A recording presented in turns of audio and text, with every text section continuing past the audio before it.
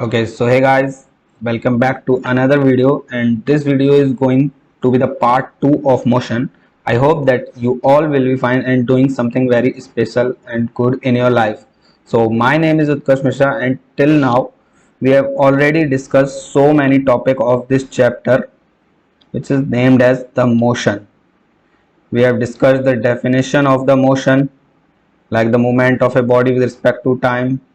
We have discussed example, we have discussed the rest, and we have discussed very good example this. And now this is the syllabus. So we have already discussed distance and displacement, and today we are going to discuss velocity.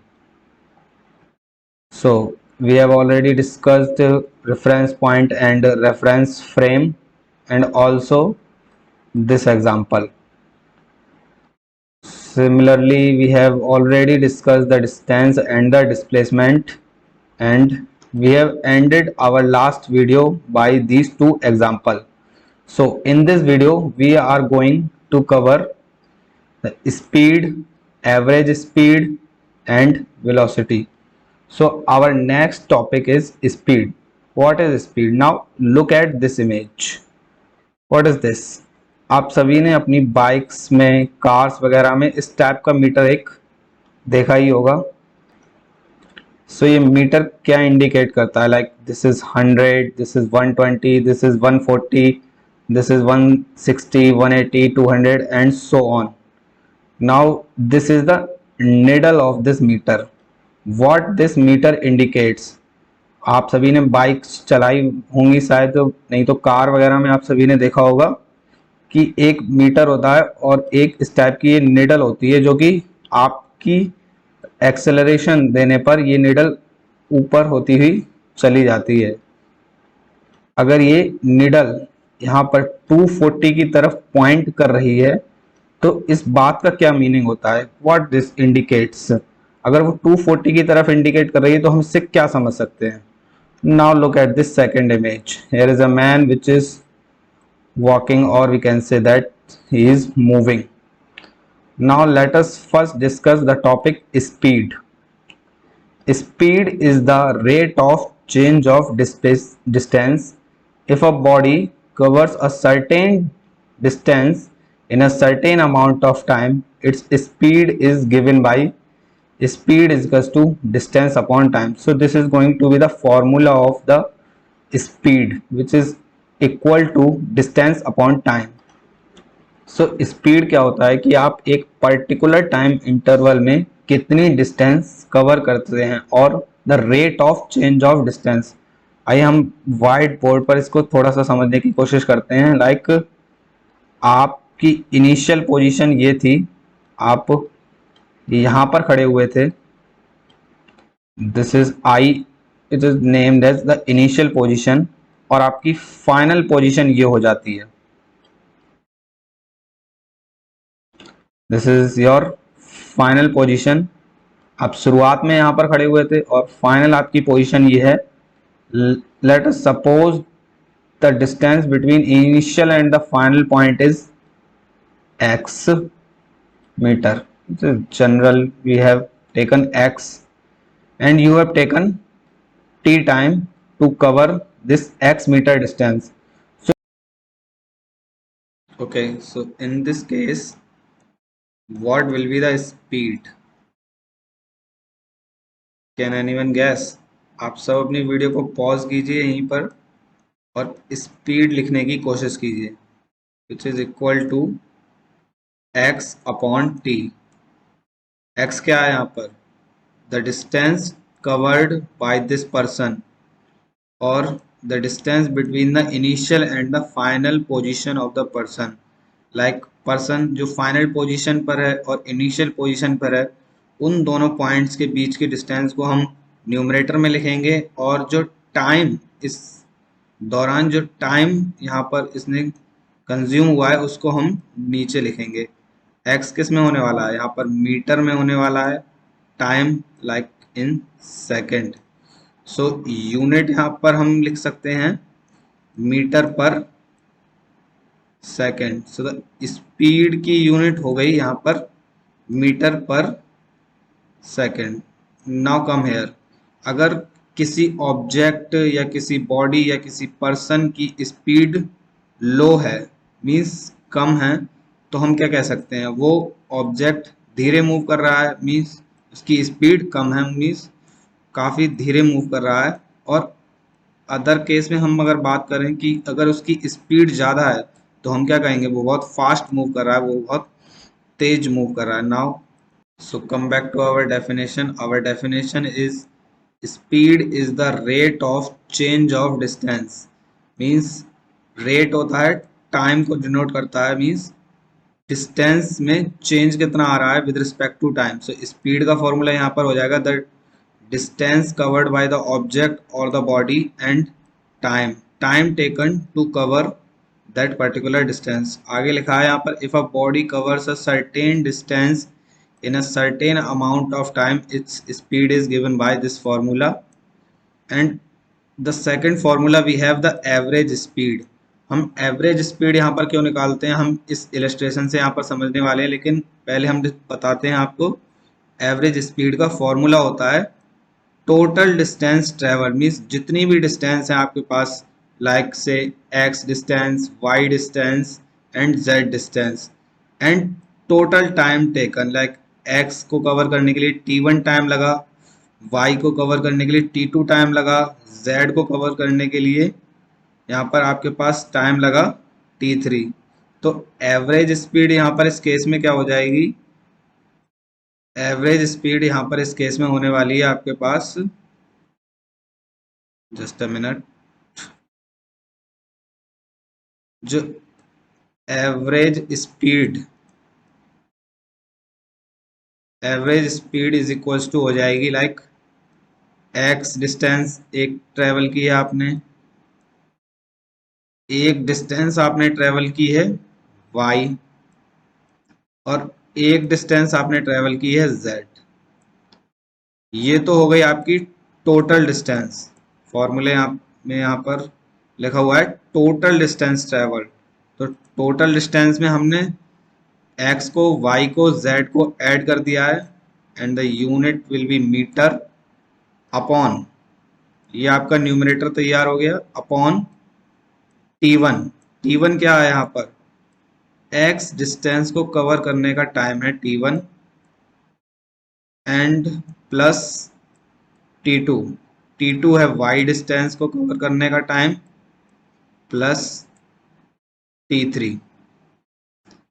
t3 है यहाँ पर z distance को cover करने का time, and denominator की unit हो जाएगी second. So average speed और स्पीड दोनों की ही यूनिट यहाँ पर सेम है। स्पीड में हम वहाँ पर एक ही डिस्टेंस कवर कर रहे होते हैं और एक ही टाइम होता है, लेकिन एवरेज स्पीड अगर हम लगाते हैं, लाइक एक्स डिस्टेंस उसने ट्रेवल किया t1 टाइम में, वाई डिस्टेंस कोई है वो t2 में, जेड है तो t3 में। अब हम यहाँ पर एवरेज लेते हैं, हम एक पर्टिकुलर स्पीड नहीं निकालते हैं, इंस्टेंटेनियस स्पीड नहीं निकालते, हम टोटल का एवरेज लेते हैं। एक t1 plus t2 plus t3 is equals to अगर t कह देते हैं, तो t टाइम में उसकी एवरेज स्पीड क्या हुई, वो हो जाएगी ये average speed x plus y plus z upon t1 plus t2 plus t3। यहाँ पर कितने भी हो सकते हैं, लाइक z के बाद a plus b plus c, कितने भी यहाँ पर आ सकते हैं। So now read out this example, average speed. For example, for a car which travels a distance of 100 km in 4 hours, average speed is 100 upon 4 is equals to 25 km per hour. This is the average speed. अब हम यहाँ पर इसको average क्यों कह रहे हैं, आइए हम उस बात को समझते हैं। Although the average speed of the car is 25 km per hour, इसकी average speed 25 kilometre per our है, लेकिन इसका ये बिल्कुल भी मतलब नहीं है कि car all the time, it doesn't mean that the car is moving at this speed all the time.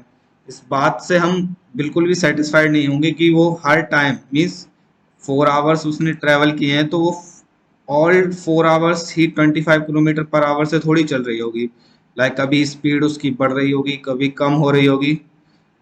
यहाँ पर आगे लिखा हुआ है when the road is straight flat and free the speed में be much more than 25 kilometre per hour. जब आपके पास इस रोड, जब आपको फ्लैट मिलता है, खाली रोड मिलता है, तो आप क्या करते हैं? एक्सेलरेट करते हैं, स्पीड बढ़ाते हैं। खाली रोड पे तो सभी स्पीड बढ़ाते हैं। बट ऑन बैंड्स, जब रोड लाइक बैंड्स आते हैं, जब आपको मुड़ना होता है, लाइक कर्व्ड रोड आते हैं, तब हिल्स, क्राउडेड एरिया, लाइक भीड़ है कहीं पर, तो उस केस में स्पीड फॉल होती है below this average speed. So we should remember the formula of this speed is average speed. So in this case हम speed नहीं निकालेंगे, average speed निकालेंगे। इस पर काफ़ी न्यूमेरिकल्स आपके एग्जाम्स में भी आते हैं। सो यहाँ पर आपको क्लियर होगा कि एक ही स्पीड से हम नहीं चल सकते, लाइक हमें ब्रेक भी लगाने होंगे, कहीं ट्रैफिक है तो अगर खाली रोड मिल रहा है तो हम तेज चलेंगे। So this is the average speed, this is not a constant speed, ये बदलेगी। अगर आपने 4 आवर्स में ट्रेवल किया है तो हो सकता है ये 1000 बार बदले, या फिर 50 टाइम्स, 100 टाइम्स, लेकिन ये बदलेगी। ये कांस्टेंट स्पीड से आप नहीं चल सकते, ये आपने भी देखा होगा, कांस्टेंट स्पीड से कोई भी नहीं चल सकता। So our next topic is velocity. Like हम एक बात और बता देते हैं यहाँ पर, जो स्पीड होता है वो स्केलर क्वांटिटी है, मीन्स इसके पास कोई डायरेक्शन नहीं है। जैसे कि वहां पर डिस्टेंस के पास कोई डायरेक्शन नहीं था, वैसे ही यहाँ पर स्पीड के पास कोई डायरेक्शन नहीं है। एंड यूनिट तो हम ऑलरेडी डिस्कस कर चुके हैं, यूनिट इसकी है मीटर पर सेकंड। यहाँ पर हम लिख देते हैं unit of the speed is equals to metre per second, distance covered upon total time taken to cover that particular distance. Now the next topic is velocity. Velocity की definition अगर read करें तो the rate of change of displacement is known as velocity. Speed में क्या था? Speed में था rate of change of distance, और velocity में क्या होने वाला है यहाँ पर? rate of change of displacement। ये एक वेक्टर क्वांटिटी है, यहाँ पर डायरेक्शन भी आ गई। लाइक वहां पर आपने देखा था कि डिस्प्लेसमेंट के केस में डायरेक्शन का रोल आया था, सिमिलरली यहाँ पर वेलोसिटी के केस में भी डायरेक्शन का रोल आया है। अगर हम कहें कि हम अगर स्पीड को एक पर्टिकुलर डायरेक्शन में दे देते हैं, लाइक स्पीड टुवर्ड्स ईस्ट,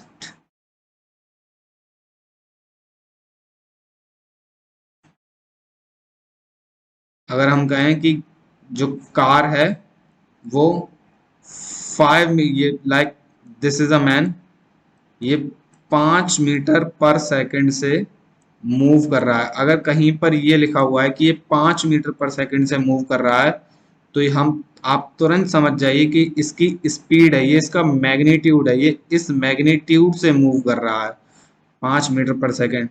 लेकिन अगर कहीं पर लिखा हुआ है कि वो 5 metre per second towards east, means east direction में 5 मीटर पर सेकंड के साथ मूव कर रहा है, तो आप तुरंत समझ जाइए कि वो वेलोसिटी की बात कर रहा है। यहाँ पर डायरेक्शन आ गई, this is the direction and this is the magnitude. So here the direction of the motion is specified. Velocity का ये फॉर्मूला यहाँ पर होने वाला है, velocity is equals to displacement upon time. अगर एवरेज वेलोसिटी की बात करें तो initial velocity plus final velocity upon 2, u plus v upon 2। u यहाँ पर है इनिशियल वेलोसिटी, मीन्स जब आपने चलना शुरू किया तब आपकी क्या वेलोसिटी थी, और फाइनल वेलोसिटी जब आप रुक गए, लाइक आप इसी डायरेक्शन में नहीं मूव करते रहेंगे, लाइक आप फाइनल आप इस डायरेक्शन में मूव करते हुए रुके, तो ये इनिशियल ये कंडीशन है और ये फाइनल कंडीशन है। तो डिस्प्लेसमेंट यहाँ पर क्या होता है, इनिशियल पॉइंट और फाइनल पॉइंट के बीच को अगर स्ट्रेट लाइन से जोड़ दिया जाए तो वो जो लेंथ है एल, लाइक एल, तो वही हमारी क्या कहलाता है, डिस्प्लेसमेंट कहलाता है। और अगर इसको टी टाइम में कवर किया गया है तो जो वेलोसिटी होगा यहाँ पर इन दिस केस वो होगा एल अपॉन टी, और डायरेक्शन तो आप निकाल ही लेंगे। ओके, सो हमने अब तक क्या देखा है कि हमको स्पीड जो है बताती है हम कितनी तेज मूव कर रहे हैं, मीन्स कितनी फास्ट हम मूव कर रहे हैं, लेकिन हमको ये बिल्कुल भी नहीं बताती है कि हम किस डायरेक्शन में मूव कर रहे हैं। लाइक हम 5 मीटर पर सेकंड तो मूव कर रहे हैं, अगर कोई आपसे पूछे 5 मीटर पर सेकंड किस डायरेक्शन में मूव कर रहे हैं, मीन्स मेरी तरफ मूव कर रहे हैं या मुझसे दूर मूव कर रहे हैं, मुझसे दूर जाने की कोशिश कर रहे हैं, मीन्स किस डायरेक्शन में मूव कर रहे हैं। यहाँ पर डायरेक्शन का कोई जिक्र नहीं होता है स्पीड में, और वेलोसिटी में डायरेक्शन का जिक्र होता है। Like 5 metre per second towards east, 10 metre per second हम कह सकते हैं वेस्ट में मूव करते हैं। ओके, सो मैं समझता हूँ कि आपको अब तक स्पीड और वेलोसिटी जो है वो क्लियर हो चुका होगा।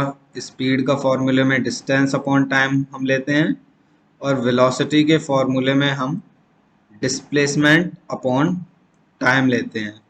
अगर एवरेज वेलोसिटी की बात की जाए तो इनिशियल वेलोसिटी क्या रही, फाइनल वेलोसिटी क्या रही, उन दोनों को ऐड करेंगे, डिवाइड बाई 2 कर देंगे, तो वो एवरेज वेलोसिटी निकल आएगी। Like u plus v upon two, ये इसका नोटेशन है, u होती है इनिशियल वेलोसिटी एंड v को हम कहते हैं final velocity. Okay, so the next topic is uniform motion and non uniform motion. Uniform motion का क्या मीन्स है, डेफिनेशन पढ़ते हैं। When an object covers equal distance in equal interval of time it is in uniform motion. Now non uniform motion की definition को पढ़ते हैं, तो when an object covers unequal distance in equal interval of time it is said to be in non uniform motion. आइए हम इसको illustration के साथ समझते हैं। मैं इसको रफ कर देता हूँ।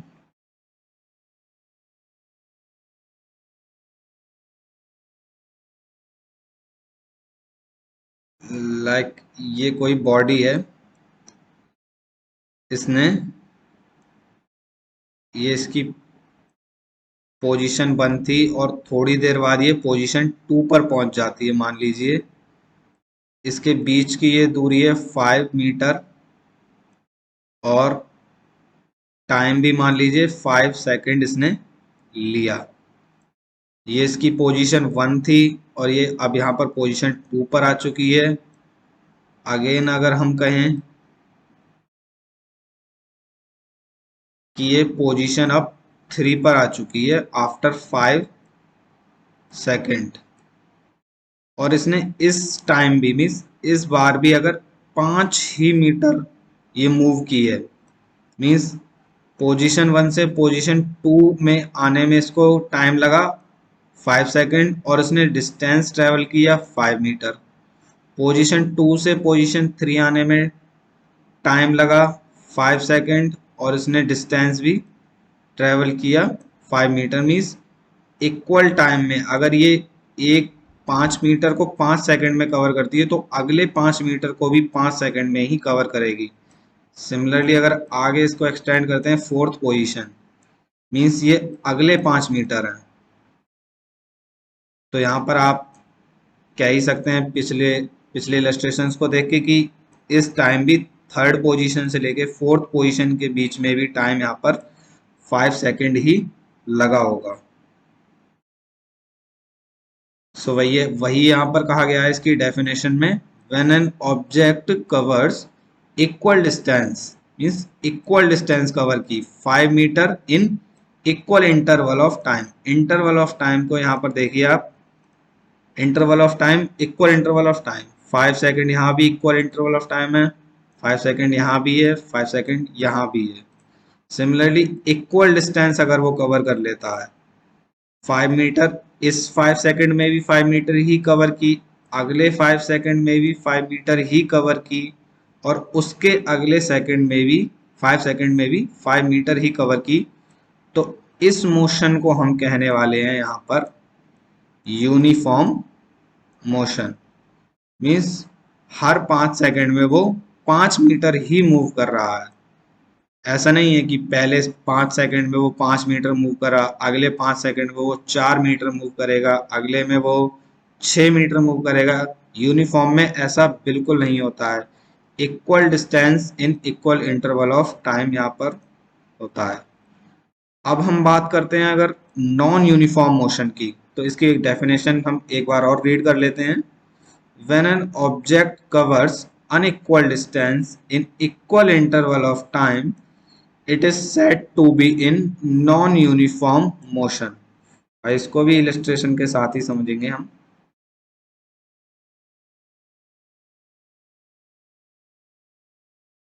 फिर से हम यहाँ पर एक ऑब्जेक्ट और बॉल को कंसीडर कर लेते हैं।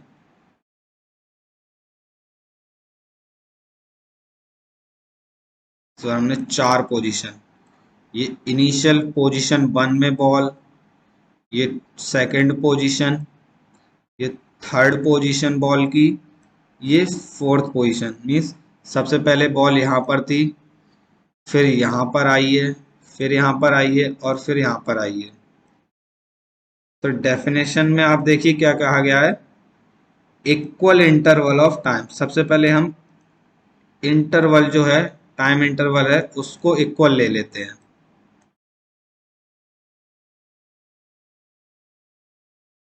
मैं यहाँ पर 4 सेकंड लेने वाला हूँ। 1 से 2 आने में इसको 4 सेकंड लगते हैं, और अगेन 2 से 3 में भी मैं इक्वल इंटरवल 4 सेकंड ही लूंगा, यहाँ भी मैं 4 सेकंड लूंगा। सो इसकी डेफिनेशन में क्या कहा गया है, when an object covers unequal distance in equal interval of time. पहले 4 सेकंड में मान लीजिए ये अगर 5 मीटर मूव करता है, तो अगले में ये 5 मीटर मूव नहीं करता है, और उसके अगले में भी ये 5 मीटर मूव नहीं करता है, लाइक 4 भी अगर हम कहें नहीं करता है, 3 मीटर ही मूव करता है। तो यहाँ पर क्या हुआ, 1 से 2 के बीच में टाइम इंटरवल 4 का है, 2 से 3 के बीच में यहाँ भी 4 का ही टाइम इंटरवल है, 3 से 4 के बीच में यहाँ भी 4 का टाइम इंटरवल है। यहाँ पर चेंज क्या है, लाइक इसने पहले 4 सेकंड में 5 मीटर कवर किया, दूसरे 4 सेकंड में 4 मीटर कवर किया, और तीसरे 4 सेकंड में इसने 3 ही मीटर कवर किया। तो हम यहाँ पर इसको कहेंगे ये हुआ आपका नॉन यूनिफॉर्म मोशन। समझ में आया सबको, नॉन यूनिफॉर्म मोशन। सो वही यहाँ पर कहा गया है, when an object covers unequal distance in equal interval of time, it is said to be in non uniform motion. मैं समझता हूँ ये नॉन यूनिफॉर्म और यूनिफॉर्म आपको इस इलस्ट्रेशन के साथ बहुत अच्छे से क्लियर हुआ होगा। सो अगला हमारा टॉपिक होने वाला है एक्सेलरेशन। एक्सेलरेशन को पढ़ने से पहले आप फुल्ली सेटिस्फाइड हो जाइए विद स्पीड। आपको बहुत अच्छे से समझ में आनी चाहिए। एवरेज स्पीड भी आप क्यों निकाल रहे हैं, आप स्पीड से ही क्यों नहीं काम चला ले रहे, एवरेज स्पीड निकालने की क्या ज़रूरत पड़ रही है, वो हमने यहाँ इस एग्जांपल से देखा था। और वेलोसिटी को आप बहुत अच्छे से ग्रैब कर लीजिए, उसके बाद ही एक्सेलरेशन पे जाइएगा, अदरवाइज आपको एक्सेलरेशन समझ नहीं आने वाला है। सो एक्सेलरेशन की अगर हम डेफिनेशन को रीड करें, the rate of change of velocity is called acceleration. Velocity की डेफिनेशन क्या थी, rate of change of displacement. Displacement में चेंज कितना हो रहा है पर यूनिट टाइम में। So the definition of the acceleration is The rate of change of velocity is called acceleration. It is a vector quantity. ये like displacement और velocity की तरह ये भी एक vector quantity है, means इसके पास भी direction होने वाली है. In non-uniform motion, velocity varies with time. Change in velocity is not zero and it is denoted by a. हम इसको a से denote करते हैं. So ये रहा यहाँ पर acceleration का formula.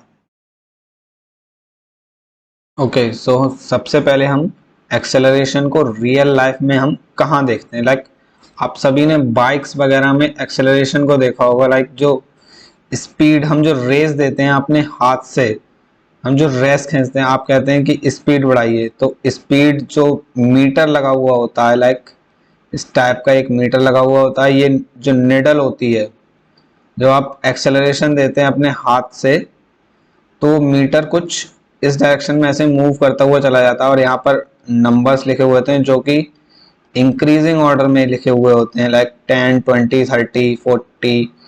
तो जब आप एक्सेलरेशन देते हैं तो वो जो नीडल होती है वो उन नंबर्स पर इस डायरेक्शन में ऐसे मूव करती हुई चली जाती है.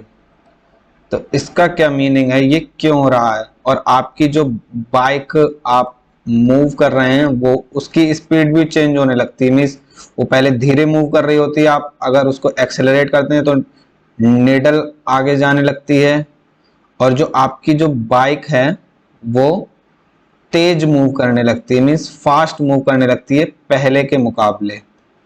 लाइक अगर आप उसको कांस्टेंट रखते हैं, अपने हाथ को एक्सेलरेट नहीं करते हैं, एक्सेलरेशन नहीं देते, लाइक कार्स में हम पैर से एक्सेलरेशन देते हैं, अगर आप अपने पैर को उसी पोजीशन पर रखते हैं तब तो वो एक कांस्टेंट स्पीड से और वेलोसिटी से मूव करेगा.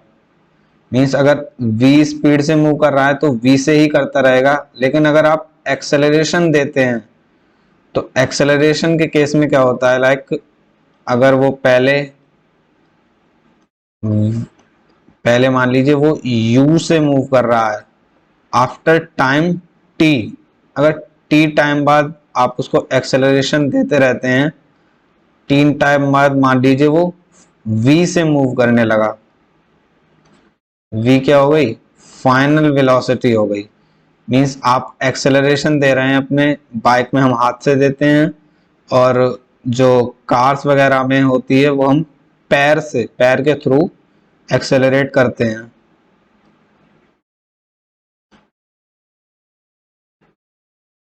सो एक्सेलरेशन का वही यहाँ पर जो फॉर्मूला है वो इसी तरह है.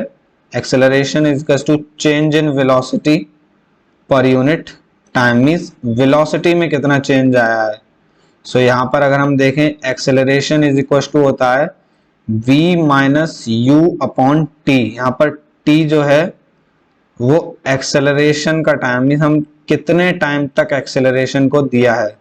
मीन्स u जो स्पीड थी और v जो स्पीड थी, मीन्स u स्पीड से v स्पीड को अटेन करने में जो टाइम लगा है वही है t. v क्या है यहाँ पर, v है फाइनल वेलोसिटी. एक्सेलरेशन देने के बाद जो फाइनल वेलोसिटी हमें मिलती है उसको हम v कह रहे हैं यहाँ पर, और u क्या है, इनिशियल वेलोसिटी. मीन्स एक्सेलरेशन देने से पहले, मीन्स गाड़ी को एक्सेलरेट करने से पहले जो वेलोसिटी, जिस वेलोसिटी से गाड़ी मूव कर रही थी वो हमने यहाँ पर अज्यूम किया है उसको u. आइए इस इलस्ट्रेशन और डायग्राम को देखते हैं. The car is slowing down. सबसे पहले हम इसको देखते हैं, इसको अभी नहीं देखते हैं. The car is speeding up. Car इस वेलोसिटी से इस डायरेक्शन में मूव कर रही है. अगर हम उसको कुछ एक्सेलरेशन दे देते हैं तो क्या होने वाला है, यहाँ पर कार जो है वो एक्सेलरेट होगी, और इस में हम क्या करते हैं, the car is slowing down. Means car इस वेलोसिटी से इस डायरेक्शन में मूव कर रही है. अगर हम एक्सेलरेशन उल्टी डायरेक्शन में देते हैं, उल्टी डायरेक्शन में एक्सेलरेशन देने का क्या मतलब है, अगर हम ब्रेक्स को अप्लाई कर देते हैं, अगर हम ब्रेक्स को अप्लाई करेंगे तो कार रुकने लग जाएगी. मीन्स एक्सेलरेशन इस डायरेक्शन में मीन्स अपोजिट डायरेक्शन में है। अगर हमको एक्सेलरेट करना है तब तो हम उसकी स्पीड को आगे बढ़ाएंगे, और इसको हम कहते हैं डी एक्सेलरेशन, मीन्स स्पीड का कम होना। यहाँ पर इनिशियल वेलोसिटी ज़्यादा होगी और फाइनल वेलोसिटी कम होगी, और इस केस में इनिशियल वेलोसिटी कम होगी और फाइनल वेलोसिटी ज़्यादा होगी। एक्सेलरेशन को आप ने देखा ही होगा, लाइक कोई बॉडी धीरे मूव कर रही है, अगर वो अचानक से तेज मूव करने लग जाए तो एक्सेलरेशन होता है। एक्सेलरेशन लाइक एयर की वजह से भी हो सकता है, जैसे कोई बॉल अगर रेस्ट पर है तो अगर एयर, मान लीजिए एयर हवा अचानक से ऐसे चलने लग जाए तो इसकी initial speed u is equal to 0, और अगर हवा की वजह से ये बॉल जो है अगर मूव करने लगे तो इसकी जो फाइनल वेलोसिटी अगर हम मान लें v, तो वो हो जाएगी यहाँ पर v। तो यहाँ पर एयर की वजह से भी एक्सेलरेशन मिल सकता है, ये हमने इस एग्जांपल में देखा। आई होप, मैं समझता हूँ कि एक्सेलरेशन तो अब तक क्लियर हो गया होगा। आइए कुछ एग्जांपल के थ्रू देखते हैं। यहाँ पर एक जो एग्जांपल है, a car starting of from the traffic light, means traffic lights में जो कार जो रुकी हुई होती है रेड सिग्नल पर, देखिए ये कोई कार है, आप रेड सिग्नल पर रुके हुए हैं और अचानक से सिग्नल जो है ग्रीन हो जाता है, मीन्स अगर रेड सिग्नल है तब आपकी स्पीड क्या होने वाली है, u इज इक्वल टू 0, और जैसे ही ग्रीन सिग्नल होता है तो सारी गाड़ियां जो हैं वो मूव करने लग जाती है, मीन्स अपनी स्पीड को बढ़ाती हैं। तो हम क्या कहेंगे कि वो एक्सेलरेट कर रही हैं, मीन्स जो उनको चला रहे हैं वो लोग, उसमें कार को एक्सेलरेशन दे रहे हैं, मीन्स कुछ स्पीड गेन करेंगे। जब रुके हुए हैं रेड सिग्नल है तब तो उनकी स्पीड 0 है, लेकिन जैसे ही ग्रीन सिग्नल होता है वो कुछ स्पीड गेन करते हैं और एक्सेलरेशन उन बॉडीज में आ जाता है। Speed is changing. अगला बी एग्जांपल देखते हैं, car speeding up when it leaves the city and speed limits ends. Like speed limits के आपने बोर्ड्स देखे होंगे, एक कोई कार है वो धीरे मूव कर रही है, अगर स्पीड लिमिट एंड का बोर्ड हम जैसे ही देखते हैं, मीन्स हम देखते हैं कि आगे कोई डेंजर वगैरह खतरा नहीं है, तो हम अपनी कार की स्पीड को जो है वो बढ़ा लेते हैं। तो speed is also changing. See example ऐसे ही है, car moving around a bend at constant speed, here the direction of the motion changing. जैसे कोई कार है वो इस सर्कल में मूव कर रही है, तो अगर सबसे पहले कार यहाँ पर है तो उसकी डायरेक्शन क्या होगी, अगर कोई चीज सर्कल में मूव करती है तो हम उस पर टेंजेंट लेते हैं उसकी डायरेक्शन को निकालने के लिए अगर कार यहाँ पर है तो इस सर्कल पर अगर ऐसे टेंजेंट को ड्रॉ करें तो वो इस कार की इस पॉइंट पर डायरेक्शन बताएगा। सिमिलरली अगर यहाँ पर कार आ गई, अगर सर्कल में मूव करते करते, तो वो इस डायरेक्शन पर टेंजेंट आएगी, तो वो यहाँ पर इस पॉइंट पर इस कार की जो डायरेक्शन है वो ये होने वाली है, ये जो एरो है। सिमिलरली ऐसे सारे पॉइंट पर, so car moving round a bend at constant speed, लेकिन यहाँ पर स्पीड जो है वो कांस्टेंट है लेकिन direction of the motion is changing. And the example D is a ball being hit by a tennis racket, both the ball's speed and the direction are changing. Like ये कोई tennis ball है और ये stick से अगर आप इसको hit करते हैं तो ये कुछ इस टाइप का कर्वीलिनियर मोशन करने वाली है, लाइक दिस। ये इसकी इनिशियल पोजीशन होगी और ये इसकी फाइनल पोजीशन होगी। तो इस केस में क्या है, ये एक्सेलरेट करती हुई जाएगी। यहां पर इसकी स्पीड इनिशियली 0 होगी, यहां पर बढ़ती हुई बढ़ती हुई बढ़ती हुई, यहां पर एक पॉइंट आएगा, यहां पर जब ये इतनी मैक्स पर पहुंच जाएगी तब इसकी 0 होगी और फाइनली इसकी जो है यहाँ पर 0 होगी। सो इस केस में क्या है, अगर यहाँ टेंजेंट करें तो ये डायरेक्शन, यहाँ टेंजेंट करें तो ये डायरेक्शन, यहाँ टेंजेंट ड्रॉ करें तो ये डायरेक्शन, मीन्स डायरेक्शन और मैग्नीट्यूड इस केस में दोनों ही चेंज हो रहे हैं।